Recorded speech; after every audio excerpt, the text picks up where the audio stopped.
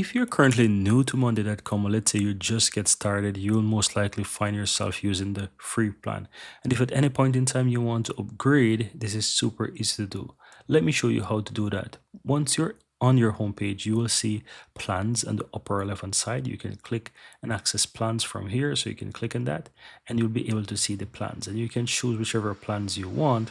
Just ensure that you go through and kind of compare each plan to see which one is the best fit for you.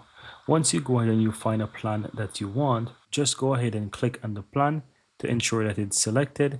Then from here, you want to go ahead and click and continue at the bottom. This is going to take you over to where you can fill in your PayPal or your credit card details. And then from here, you want to go ahead and ensure that you click on complete the purchase, right? So that's very important to know. And you will see how much credits you will also get in terms. And from here as well, you can choose to add some AI credits if you want. You can choose that and you can add those AI credits. So keep that in mind, guys, once you're purchasing your details.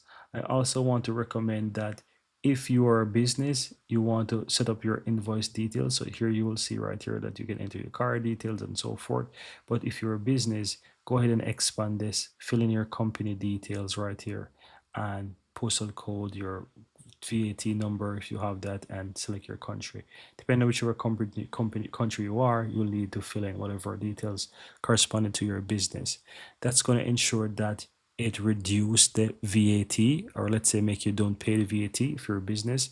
And if you're just doing it for personal, you'll have to pay the additional tax that it comes with it, right? So that's pretty much, and you can see right here as well that if, for example, I am a business and I fill in my business details here and my tax ID or my VAT number here, it's going to reduce to 21% in my case. So this additional 151 euros, I would not pay it if I'm paying per year, right? To do that. So this is basically what you need to do. Decide if you're paying for the year or you're paying for the month as well.